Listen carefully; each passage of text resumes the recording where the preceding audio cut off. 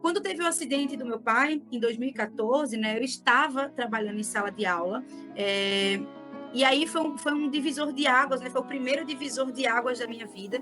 Foi um momento muito difícil, você perder alguém, né, o processo do luto, de perder alguém, principalmente o pai, a mãe, já é um processo muito difícil, né? E no meu caso, ainda teve um quê a mais, né? Então, a forma que aconteceu. Eu perdi meu pai num acidente de trabalho, numa explosão. Ele trabalhava vendendo combustível na cidade de Ribeirinhas, do Amazonas, e houve uma explosão nessa balsa que ele trabalhava, né? Então, na época, eu trabalhava em sala de aula e... Olá pessoal, tudo bem com vocês? Aqui é Anselmo Santana, mais uma vez no nosso canal Por Dentro do Assunto. E o assunto de hoje, ele é bastante, eu diria que complexo, né? Mas, sem dúvida, é um assunto em que as pessoas vão entender o que a gente está falando. As pessoas irão se inspirar na Gabriela, né? De tudo que ela passou, enfim.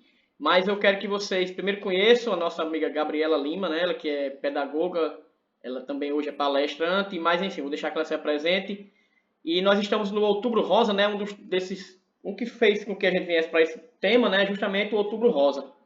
Mas, Gabriela, quem é Gabriela Lima? Gabriela não, Gabriela Lima. O que você faz? Fique à vontade, o canal é seu. Muito obrigada, boa tarde, Anselmo, boa tarde, pessoal que está aqui nos assistindo. Muito obrigada pelo espaço, pela oportunidade, pelo convite. Prazer enorme estar com vocês aqui no dia de hoje. Eu sou Gabriela Lima, sou uma recifense, atualmente morando em São Paulo, sou pedagoga de formação, trabalhei durante quase 10 anos aí em sala de aula e atualmente sou palestrante e escritora, e mentora também. Então, minha palestra, a gente vai conversar um pouquinho mais sobre isso, mas a minha palestra eu falo muito da minha história de vida e das 7 lições que eu aprendi ao longo da minha jornada, depois de 2 grandes divisores de águas que eu passei. Sem dúvida, Gabriela, como você falou, a sua trajetória iniciou como pedagoga, né? Mas você passou por grandes transformações ao longo da sua vida, como você mesmo citou aí. E, inclusive, nessa transição, né, de educadora para empreendedora, após a perda do seu pai, né, que é um dos casos que você até falou no início, e também o diagnóstico do câncer. Gostaria que você falasse um pouco sobre isso. Eu comecei, na realidade, eu sempre fui muito comunicativa, desde criança. Dá para perceber. Tu vai perceber ao longo Sim. do nosso momento aqui, Vicente, que eu sou tagarela.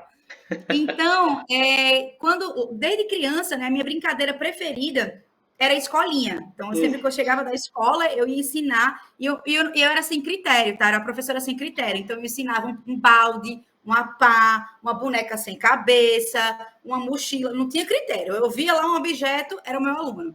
E aí, quando, né, eu entrei na faculdade, eu fiz pedagogia, me formei, passei quase 10 anos aí em sala de aula, e eu sempre digo que, assim, a pedagogia ela sempre foi a minha grande paixão. Eu amava ensinar, eu amava esse universo da sala de aula. Quando teve o acidente do meu pai, em 2014, né, eu estava trabalhando em sala de aula, e aí foi um divisor de águas, né, foi o primeiro divisor de águas da minha vida. Foi um momento muito difícil, você perder alguém, né, o processo do luto, de perder alguém, principalmente o pai, a mãe, já é um processo muito difícil, né? E no meu caso, ainda teve um quê a mais, né? Então, a forma que aconteceu. Eu perdi meu pai num acidente de trabalho, numa explosão. Ele trabalhava vendendo combustível na cidade de Ribeirinhas, do Amazonas, e houve uma explosão nessa balsa que ele trabalhava, né? Então, na época, eu trabalhava em sala de aula, e quando tudo aconteceu com meu pai, a empresa que ele trabalhava me chamou para trabalhar nessa empresa, né, que ele fazia parte. E aí foi um momento difícil, assim, porque de um lado existia a pedagogia, que era a minha profissão de formação, era a minha paixão, né, era onde eu já estava lá há muito tempo, mas por outro lado também existia a possibilidade de sair da minha zona de conforto, né, de abraçar o novo. Naquele momento, receber aquela oportunidade para mim era como se eu pudesse dar continuidade à história, né? A que meu pai tinha começado a escrever com tanta maestria naquela empresa. Então, naquele momento, eu decidi atender aquele chamado de coragem e aceitei o convite. Então, foi aí que eu saí das escolas que eu trabalhava e eu aceitei o convite e fui trabalhar nessa empresa. Né? Só que aí, passado um tempo, né? Exatamente 1 ano depois, quando eu estava nessa empresa, trabalhando, etc., eu fui diagnosticada com linfoma. E aí foi o segundo maior divisor de águas da minha vida. Então, quando tudo aconteceu, eu precisei parar, precisei me ausentar das atividades, precisei para fazer o meu tratamento, obviamente. E quando eu retomei, né, que eu, glória a Deus, fiquei curada, eu não, assim, eu ainda retomei, passei um tempinho nessa empresa, mas aí eu logo saí e abri o meu próprio negócio, né? Então, eu abri uma loja de moda feminina em Recife, e passei aí 1 ano e pouco com essa loja, e foi onde eu migrei para a próxima etapa da minha vida, né? Como era uma loja de moda feminina, então eu comecei a estudar muito sobre a questão da autoestima, sobre voltada mais para esse público feminino, né? Sobre moda, sobre estilo, né? E aí eu comecei a me especializar, foi quando eu comecei a estudar e me formei em consultoria de imagem e estilo, me especializei em cores nessa época, né? Para atender. Tudo, na verdade, começou para atender melhor os clientes que iam lá na loja, e aí depois terminou se tornando uma nova paixão, uma nova atividade, né? Então, foi quando veio a pandemia, pouco antes da pandemia, a gente encerrou as atividades da loja. Eu continuei fazendo a consultoria, né? Só que aí, no período da pandemia, online, e aí fiquei fazendo a consultoria e etc. Me mudei para São Paulo nesse meio tempo. E aí começou a surgir aquele desejo, aquela vontade latente, porque assim, eu amava, né? Eu gostava muito da consultoria de imagem, da coloração, mas eu não sei, eu sentia que naquele momento ainda faltava algo, sabe? E aí eu percebia que quando eu me conectava com as pessoas, quando eu contava a minha história, quando eu estava em algum lugar, eu percebia o quanto que as pessoas olhavam para mim e falavam, nossa, sua história é inspiradora, nossa, muito obrigada por me ajudar, muito obrigada. E às vezes eu recebia mensagem, né, de pessoas que eu nem conhecia, falando que viu algum post meu, ou que alguém falou sobre mim, que contou história, ou qualquer coisa do tipo, quanto eu tinha inspirado e ajudado. E foi aí, né, nessas adversidades da vida, né, nesses caminhos que a vida faz, a gente às vezes traça um, mas nem sempre é o caminho que a gente vai trilhar até o fim. E aí, às vezes esses caminhos são só atalhos para a gente chegar onde a gente realmente deveria estar. Eu acredito muito nisso. E aí foi quando tudo aconteceu, eu tive, né, fui tendo esse feedback das pessoas, porque até então eu enxergava a minha história somente como a minha história, né? Eu não via nada, isso tudo que as pessoas falavam. E aí foi quando eu fui começando a olhar com outros olhos, a ter esse olhar mais carinhoso, essa escuta mais atenta, e aí decidi, né? Eu já fazia algumas palestras, até com a consultoria de imagem e estilo, então eu já tinha feito algumas palestras, né, em empresas, falando dessa questão de dress code, de comportamento, de autoestima, de autoconhecimento, etc. Mas nada totalmente motivacional, como é o formato da minha palestra hoje. Então, foi aí que eu disse, não, eu preciso seguir aqui esse novo caminho, e aí hoje eu estou nesse universo das palestras, né? Então, hoje sou uma palestrante, estou escrevendo meu livro, que, se Deus quiser, lanço o ano que vem. E vai voltar aqui para contar. Se Deus quiser, se Deus quiser. Estou no aguardo do convite, hein? Tá gravado, Anselmo. Com certeza, eu vou cobrar também. Gabriela, você falou a questão de cores aí, né? Eu estou percebendo que você está combinando com o quadro aí atrás. Foi de propósito ou coincidência? A sua cor, pelo menos aqui para mim, está combinando com o quadro aí. Tá combinando, né? Escolhi o verde. Dessa vez, Anselmo, a combinação com o quadro, ela foi coincidência, mas toda a produção, assim, né? Ela é intencional. Com certeza. As cores, os cortes, as linhas, as formas, é intencional. São intencionais. Agora, Gabriela, quais foram os seus maiores desafios, né, que você enfrentou durante o tratamento do linfoma? Olha, passar por este processo, né? Quem descobre, na verdade, qualquer diversidade, nenhuma delas é fácil, né? De se passar. Eu sempre digo que nas minhas palestras eu sempre falo que a nossa vida ela é feita de picos e de vales. E muitas vezes o vale é o lugar que a gente menos gosta de estar. Pô, quem é que está no vale? Quem é que quer estar passando por uma adversidade, passando por um momento de dificuldade? Ninguém quer isso. Mas muitas vezes são nesses momentos, é neste lugar onde a transformação acontece, onde a gente se lapida, onde a gente desenvolve a nossa resiliência, onde a gente aprende, cresce, se transforma e evolui, né? Então, e as adversidades, elas nunca vão deixar de acontecer. E é uma coisa que todo mundo vai passar o tempo inteiro. Eu sempre falo que o que muda é a perspectiva do nosso olhar, é a forma como a gente encontra, né? Escolhe passar por aquilo ali. Então, receber um diagnóstico desse não é fácil, sobretudo porque eu tinha acabado de perder o meu pai, né? Fazia um ano, era muito recente ainda, né? Minha mãe, a gente ainda vivia muito a dor do luto na minha casa, sobretudo a minha mãe. E aí, receber esse diagnóstico, né? Mas diante de todo aquele contexto, quando eu recebi aquele diagnóstico, eu tinha entendido ali que aquela doença ela não era para mim, né? Então, com o acidente do meu pai, a minha mãe ela ficou muito debilitada, assim, tipo, ela realmente ficou muito mal. Eu olhava para minha mãe e falava, eu vi a minha mãe se entregar, assim, ela passou por um processo, né, por um tempo que ela não queria receber visita, ela não queria receber ligação, ela não queria sair, e aquilo foi me preocupando, porque por mais que eu tentasse ajudá-la, eu já não sabia mais como agir, porque eu tinha entendido, apesar de toda a dor, que a minha vida, a nossa vida, ela precisava seguir, precisava continuar. Eu tinha entendido isso, mas a minha mãe não. Então, receber aquele diagnóstico me fez entender que naquele momento, aquela foi a forma de Deus de fazer entender, né? Tipo assim, que a minha mãe precisava seguir, precisava continuar. Que a missão do meu pai tinha se encerrado, mas que a dela precisava continuar. Eu não sou mãe, mas a maternidade, ela traz muito esse instinto, né? De que a gente quer que tudo, as mães querem que tudo aconteça com elas e nada com os filhos. E a minha mãe sempre foi exatamente assim. Minha mãe sempre foi uma mulher, uma mãe extraordinária, uma leoa. Então, se a gente batesse o dedo mindinho na quina do sofá, ela já estava agoniada, querendo saber o que tinha acontecido. Então, me ver passar por aquele processo fez com que ela renascesse, que ela tirasse força de onde ela nem sabia que tinha, para me auxiliar, para estar comigo, né, para eu ficar boa, curada. E assim foi feito. Então, eu sempre falo que a minha mãe, ela foi a minha cura, né? Então, ela renasceu assim por mim. Eu fui apenas um instrumento de Deus aí em todo esse processo. Sem dúvida. Gabriela, de que maneira a autoestima se tornou para você uma ferramenta essencial, né? Para que você passasse por esse processo de automotivação?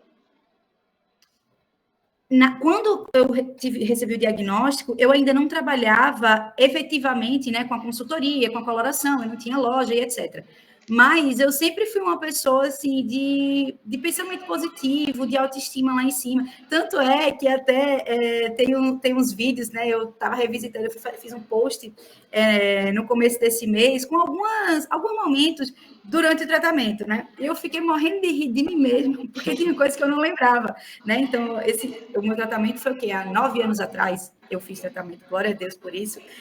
E aí tinha uns vídeos lá, eu careca, dizendo assim, gente, eu já estou chegando aqui para fazer meu tratamento, mas olha como eu tô linda. Faz esse modelito que eu escolhi para vir para cá hoje. Eu tô careca, vocês estão... Não, maravilhosa, gente, não tem condições, eu sou maravilhosa, tá, e tal. Então, assim, eu acho que isso é muito a forma como você encara, sabe? Então, eu tinha consciência total que aquilo ali não me definia. Aquilo ali não era a Gabriela para sempre. Aquilo ali era um recorte da minha vida naquele momento e eu tinha a clareza, a consciência de que eu precisava passar por aquilo ali. Até nem por mim, mas era pela minha mãe, sabe? Ela precisava desse resgate. Então, eu me revesti de fé, de amor, de coragem e fui. Então, eu até esquecia, na verdade, que eu estava careca. Às vezes eu chegava, por exemplo, num shopping, que tem aquele ar-condicionado que é muito gelado. Puxa, que frio. Quando eu botava, ai, meu Deus, eu tô sem cabelo, esqueci, sabe? Eu lavava minha cabeça, eu botava shampoo quando eu... Meu Deus, eu tô sem cabelo, sabe? Então, assim, isso realmente é algo... E eu entendo que não é todo mundo que passa por isso desta forma. Eu não tô aqui querendo... como eu digo, florear, sabe, Anselmo? Porque é difícil, sim. É doloroso, sim. Muito, assim, é uma coisa que te devasta, não só fisicamente, né, porque você, muitas vezes, por conta da medicação que você toma, então você tem um aumento de peso muito grande, ou em alguns casos tem gente que tem uma perda de peso muito grande, a gente tem a queda dos cabelos quando se faz a quimioterapia, né, uma série de mudanças no corpo. Então, por exemplo, no meu caso, eu tive uma intercorrência, eu tive uma reação alérgica na primeira quimioterapia que eu tomei, porque eu não tinha o catéter ainda. Então, eu tive uma alergia muito grande, eu fiquei cheia de manchinha do meu corpo, que até hoje eu tenho. A gente fica cheio de cicatriz, porque você vai para cirurgia, sai de cirurgia, e você fica nesse processo. Então, para além das mudanças estéticas, digamos assim, existe uma mudança muito grande do emocional, né? A gente tem que estar com um emocional muito, muito firme ali, muito forte para poder passar por isso. Então, realmente, é um processo que é muito difícil, né? A gente não tem como trazer, fantasiar. Mas o que eu pensava? Eu falava comigo mesmo, assim, eu falava, Gabriela, não tem como. A adversidade chegou, é um câncer, como que você vai passar por isso da melhor forma? Qual o seu melhor?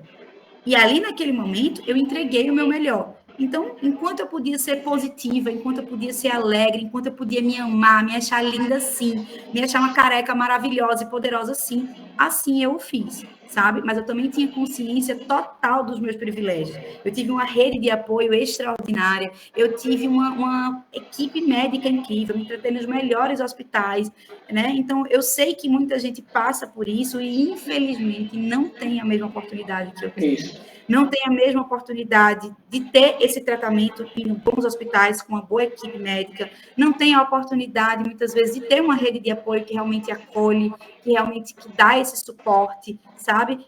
Então, assim, eu entendo que eu falo de um lugar, neste sentido, de privilégio.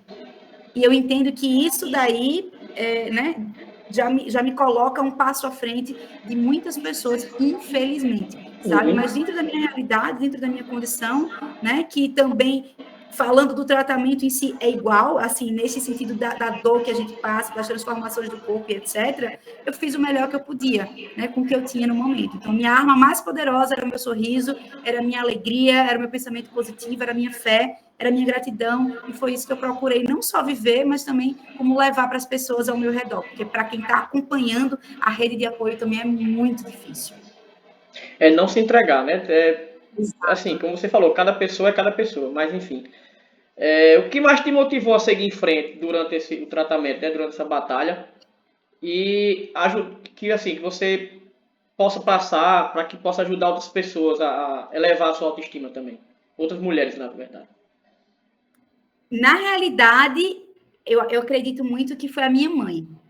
Ter esse propósito muito claro, essa missão naquele momento ali de que aquela doença não era para mim nesse sentido e sim para ela, me dava forças para continuar e para seguir, né? Tanto que quando eu descobri, né, a doença, eu estava com o meu carocinho, não sei se dá para ver aqui, acho que não sei, mas foi aqui que eu tirei o nódulo, né, no pescoço, e aí com o passar dos exames a gente foi vendo, né, pescoço, tórax, abdômen, e aí ela se desesperou, né, porque ela, Gabriela, depois a gente foi entender o que era, né, não é que tinha se alastrado, mas é porque o meu tipo de câncer, ele foi dando em outras regiões, mas enfim.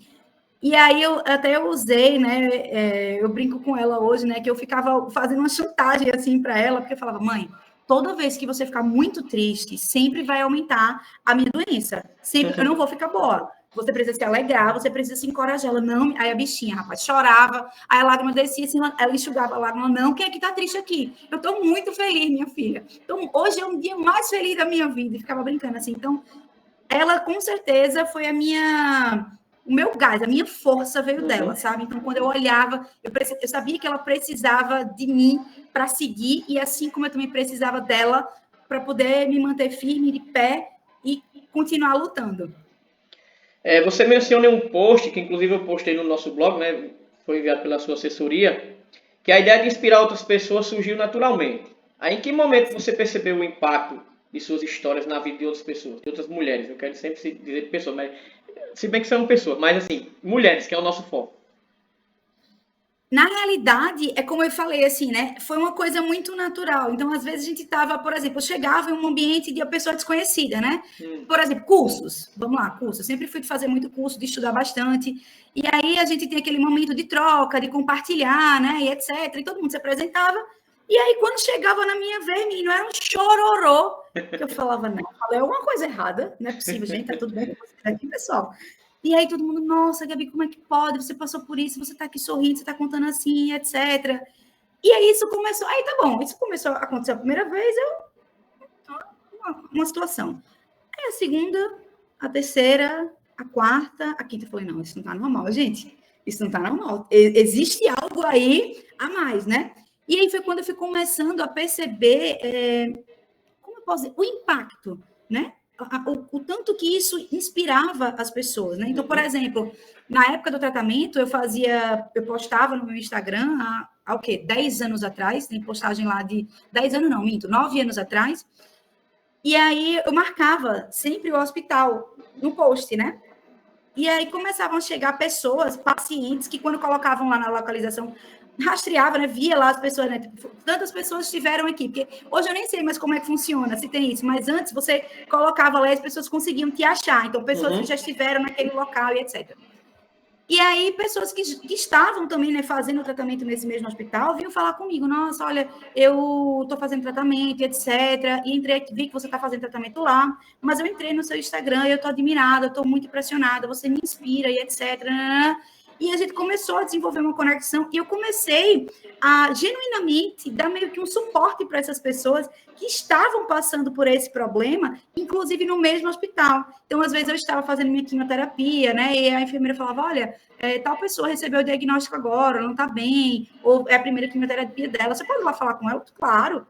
E eu ia. Então, não foi uma coisa que eu pensei, que eu falei assim, nossa, agora eu vou. Não, isso foi uma coisa muito genuína. E foi, inclusive, através do feedback das pessoas, através, né, da fala das próprias pessoas que estavam, assim, ao meu redor, que já tiveram alguma oportunidade de se conectar comigo em algum momento da vida, que surgiu, né, essa coisa da palestra nesse formato que é hoje. Porque até então eu falava de uma forma informal, digamos assim. Mas foi através desse feedback que naturalmente foi acontecendo.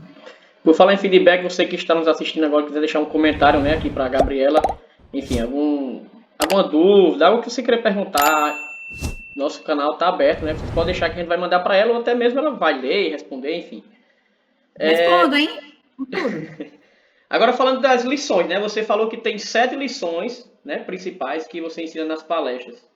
Pode nos explicar como elas ajudam pessoas a superarem o desafio da vida? Essas lições, né, eu digo que são as 7 lições que eu aprendi ao longo dessa minha jornada e, sobretudo, a partir desses 2 grandes divisores de águas que eu passei, né? Que foi o acidente do meu pai e o linfoma, né? E o câncer.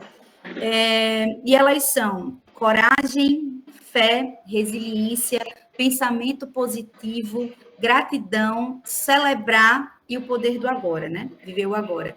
Então, eu acredito muito que essas lições são elas que nos dão a força, né? Para a gente continuar, né, todos os dias, mesmo diante da adversidade. Né? O nome da minha palestra é Vença Todos os Dias e Seja Extraordinário. Né? Então, eu acredito que elas são, na realidade, a junção do que faz a gente ser extraordinário. E muitas vezes, quando a gente pensa na palavra extraordinário, eu acho que a primeira impressão que as pessoas têm é, putz, ser extraordinário, dá um trabalho, né? Olha o tamanho da palavra, extraordinário. Pô, não quero ser isso, não. Muito grande, dá trabalho, quero não. E, na realidade, o que eu falo tanto nas palestras, como no meu livro, nas mentorias que eu dou, é que é na simplicidade que o extraordinário habita.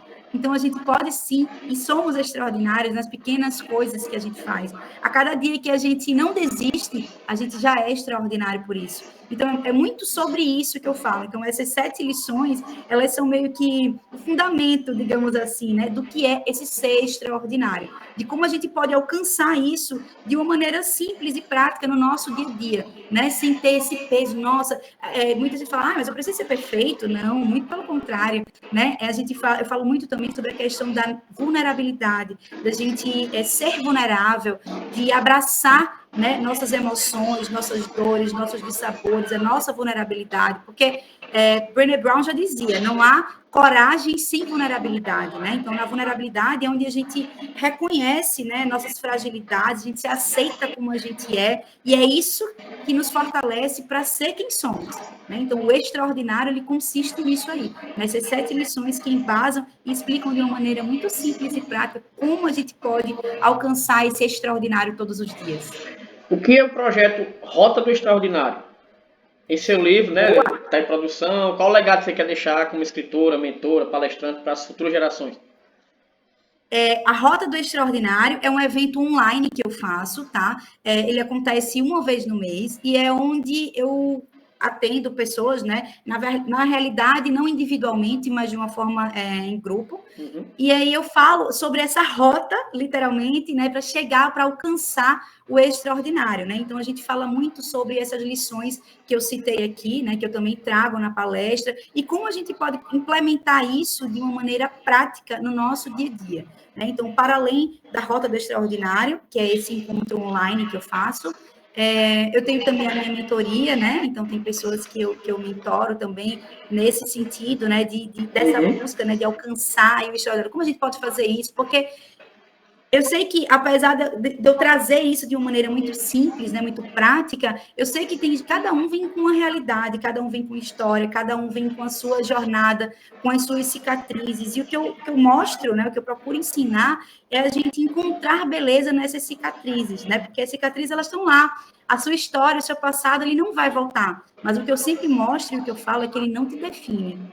Né? Ele é o teu alicerce ali, né? Ele é a tua base de lugares onde você ainda vai alcançar. Ele vai te dar, vai ser aquele ponto de partida de onde você saiu, mas ele vai te mostrar uma infinidade de possibilidades de onde você pode chegar, do que você pode alcançar, né? Então, minha missão, né? Meu propósito, na realidade, é esse, né? Inspirar, motivar, encorajar mulheres, né, e pessoas, né, homens também, de um modo geral, né, para alcançar esse extraordinário, né, de encontrar, né, de fazer com que as pessoas elas acreditem que sim, elas podem. Inclusive, Anselmo, você também é pedagogo, você vai se identificar muito com o que eu vou falar. Tem um trechinho na minha palestra que eu falo sobre a parte da pedagogia, né, onde eu lecionei por quase 10 anos aí em sala de aula, e eu sempre falo que nos anos que eu estive em sala de aula, eu sempre falo que eu aprendi muito mais do que o que eu ensinei, né? E uma das coisas que eu mais aprendi com as crianças é que a minha singularidade, ela é o meu poder. Né? As crianças, na realidade, elas me ensinaram, elas são imparáveis. Né? Elas me ensinaram que eu posso tudo o que eu quero. Né? Quem é que vai dizer para uma criança que se ela faz um montinho na areia não é um castelo? Isso. Quem é que diz para uma criança que se ela amarrar lá uma toalha no pescoço, ela não é um super-herói? Né? Então, as crianças, elas não ligam para o que as outras pessoas falam. E a gente, quando vai atingindo a fase adulta, a gente tende muito a se limitar. Né? A gente se importa com a opinião do outro, a gente não quer fazer isso, porque a gente sempre, o que os outros vão pensar? Mas o que fulano vai pensar? Né? E a gente termina se poldando cada vez mais, se colocando cada vez mais em caixinhas, né? Em espaços que a gente não precisa caber naquele espaço. Então, eu falo muito sobre isso e eu uso muito essa analogia aí da pedagogia, né? Então, para você ser extraordinário de fato, você precisa agir nesse sentido como uma criança, né? Que não liga, ela simplesmente vai lá, acredita que ela é e ela faz acontecer. Por isso que as crianças são tão extraordinárias. Sem dúvida. Utilizando da sua experiência, Gabriela, experiência pessoal, né? Como você busca conscientizar, né, sobre a importância da prevenção, né, do diagnóstico precoce do câncer? O diagnóstico precoce, assim, né? Tipo, você receber esse diagnóstico quando você tem logo no início, ele faz muita diferença, né? Como a gente estava conversando aqui, eu recebi esse diagnóstico e eu tive toda essa estrutura, essa rede de apoio, esse privilégio, né, de hoje estar aqui contando para você, dando o meu relato, mas muitas pessoas essa não é a realidade de muitas pessoas. Então, por exemplo, o ano passado, agora em setembro fez um ano, eu perdi a minha avó faleceu de um câncer, né? Então, quando a gente descobriu, eu já estava no estágio muito avançado e etc., e eu perdi a minha avó para essa doença, né? A mesma doença que eu me curei, eu perdi a minha avó. Claro que foram em lugares diferentes, em proporções diferentes, mas assim, a gente ter o autoexame, o autocuidado, o autoconhecimento, ele é muito importante e faz toda a diferença. Então, a gente está sempre atenta aos sinais do nosso corpo, né? Claro que, primeiro que quando eu descobri, né, também, não foi, eu passei um ano doente até descobrir, então eu levei um tempo aí. Eu passei um ano fazendo exames e tentando entender o que é que eu tinha até chegar no diagnóstico final, né? Mas a gente fazer os exames periodicamente, ter uma alimentação saudável, se exercitar, se cuidar, olhar para si realmente com carinho e entender, né, os sinais que o nosso corpo dá, isso é muito importante e faz muita diferença, né? Inclusive, o Outubro Rosa, né, ele surge aí essa campanha de conscientização, né, do segundo câncer que mais mata hoje em dia, né, que é o câncer de mama, né? Muito mais em mulher, nas duas ocasiões, né, de mulheres e de homens, mas muito mais em mulheres do que em homens. Então, esse autoexame, esse autocuidado, né, é muito importante. Os exames preventivos, eles fazem toda a diferença.